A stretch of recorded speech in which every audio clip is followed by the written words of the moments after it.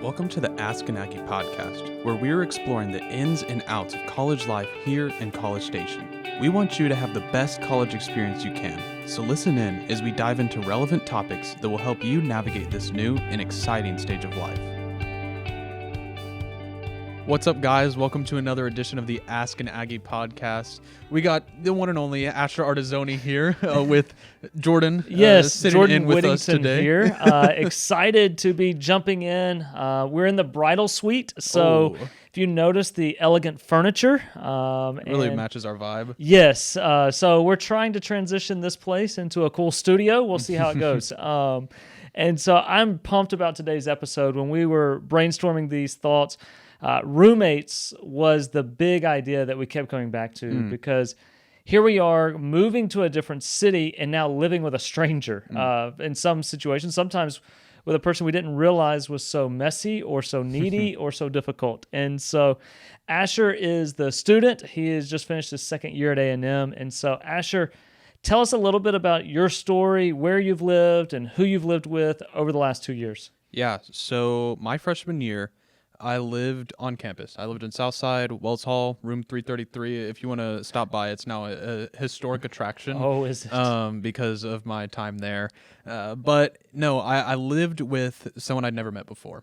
Okay. And so we met over the roommate selector. I think the way it went down is I got like a DM over Twitter because like I put my handle in there. And so he reached out to me and he said like, "Hey, do you want to live together?" And I said, "Okay, let me ask a couple questions first." Sure. But we ended up going ahead, moving in together, and we met on the day of move-in. Oh, wow. Yeah, So, like, you've communicated online. like 3 times. What are max. maybe some of those questions you're asking him? So, I mean, the things I asked him were, okay, really just, are your values the same as mine? Okay. That was kind of my thing. Like, Sure. I'm a Christian. Are you a Christian? I'm, looking at this, like, I want to be clean, blah, blah, blah, blah, blah, blah. A lot of that is figured out in the roommate selector already, right? And so I could see what his answers were to that, but I just had like a couple screening questions that were personal to me. Yeah. Things that were important that I wanted to say, like, okay, is this a person I can get along with, or, at the very least stand? And because in Wells Hall, we are sharing a room that's what, 10, 15 by 8 or so? I mean, something like that, yeah. You're in a shared space. You don't have your own individual room. Yeah. You share a bathroom. You're going to have to get along with this person fairly well. Okay. Yeah, and so we didn't have anything in common. Okay. So I'm a business major. He was an engineering major. I am not athletic at all. He was committed to play like soccer at a university and like decommitted, long story. But he played video games. He went out, he partied, like just everything that I don't do, he was into. And so I lived with him, but I can say like we got along. Okay. We didn't hang out. We didn't really go and eat dinner together, but we would have conversations in the room. There was no fights or no arguments. And we were very civil. And so now I live with, 4 of my best friends. Sure, yeah. We live in a house together, and, we get to come together and hang out, every night, and just have a lot of fun together, support each other. It is really brothers, and just, college got, 10 times better when I got to move in with those people. Okay, yeah, so interaction with freshman roommate, do y'all still talk much or text or No, anything? I haven't seen him since like finals freshman year. Okay, Talked to him or anything. You'll spend a year living with this guy, completely random. You know fairly quickly we're not going to be living the same lifestyle or being in the same activities, yet you made it through a year with him. You're cordial. You respect each other's space, desires, but you still live your own life. And now, this last year, you've been spent with 4 best friends. You guys have really jumped in together. And that kind of leads me to another question, because I heard this when I was going to school. I'm sure you heard as well. Don't live with your best friend. So have you heard that? And what is the fear in doing that? And how would you encourage people? Maybe they've already go, wow, I didn't know that when I signed up. And we're in Aston next year. So so there's some truth to that. Don't move into your best friend with your best friend, because there's a little bit of the fear of, I can hang out with this person, but I don't know if I can live with them. Right. And so we've experienced that in my own house, where I have one roommate or two roommates that really got along last year.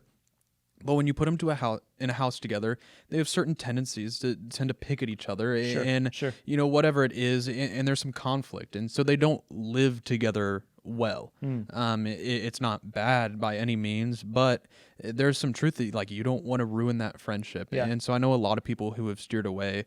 My brother had a friend, they were best friends since they were like 8 years old. And then when he moved in, they were like legit like fights, like they couldn't handle each other, and like they had to just go their separate ways. They still hang out and they're still tight friends, but there's some issue with living with a best friend. People that you're friends with, you're maybe not compatible to live with. Especially if they came from high school, right? And so what I've learned and experienced and observed is a lot of people can live with the best friend that they made in college, but not in high school, because I agree. A lot of change happens in college. And if you are looking to pursue a different lifestyle or, just act differently than you did in high school, there might be some tension and some friction with trying to stay with someone that you knew in high school. Yeah, there's a lot of growth that happens that freshman year. And if you're growing in different ways or with different interests, or if one person is wanting to grow into a new person and the other doesn't, it creates difficulty. You'll see this a lot happening with dating relationships as well, where one person's back home or one person's at one school and they kind of grow apart due to the changes that happen. Just to kind of lighten it up for a second, what was the most awkward thing? Because you're living with this new guy. What was the most awkward thing that happened between you and your roommate? Okay, so the most awkward thing that I am willing to share in public. So I had a friend that came in for the weekend, and he was gonna stay. Like he goes to Texas State, and he had a powerlifting tournament, and he stayed in my dorm room while I wasn't there.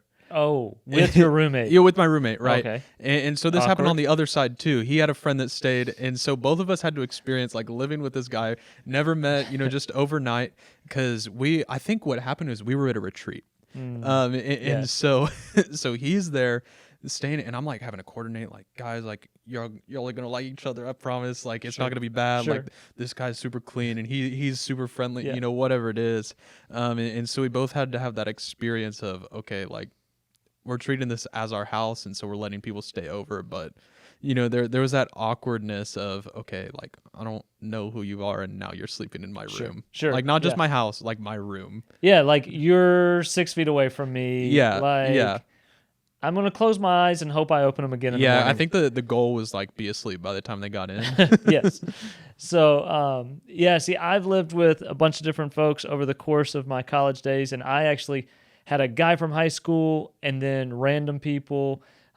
In the other, we were in the suite type of dorm. And honestly, my best friends to this day were people that were in my dorm with me and people that I lived with in college, but it was that I chose to live with. And so we have lots of fun stories, lots of awkward stories. But, I still recommend if you have the ability, live on campus, enjoy that time. It's a good transition period.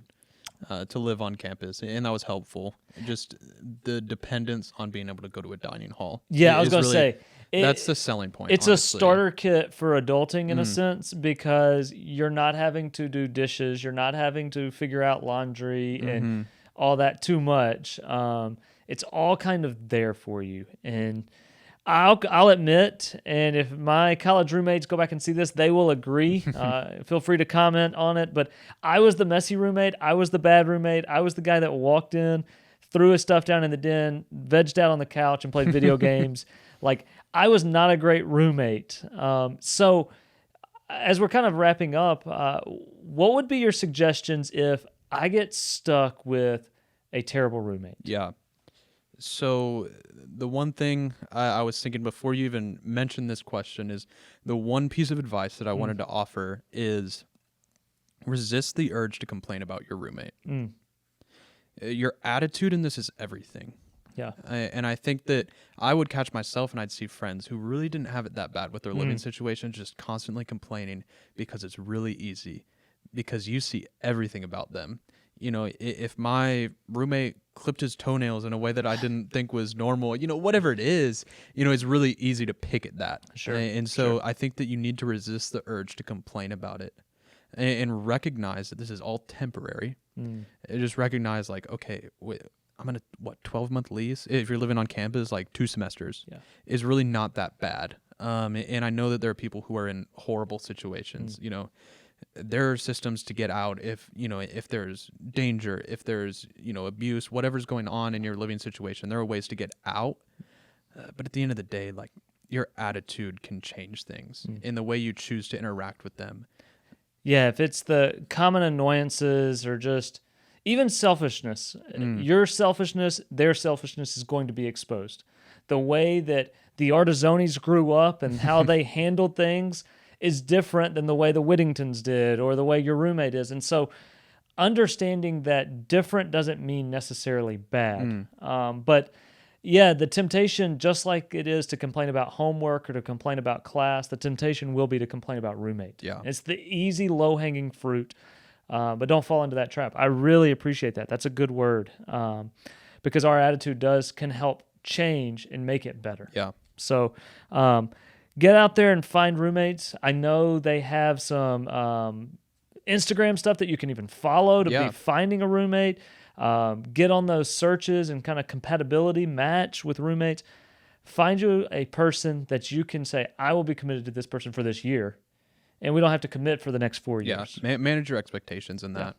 Don't expect a best friend, because you're going to be disappointed. But if you expect to, you know, be able to stand it, you might find a best friend. Yeah. And so, well, that's very awesome today.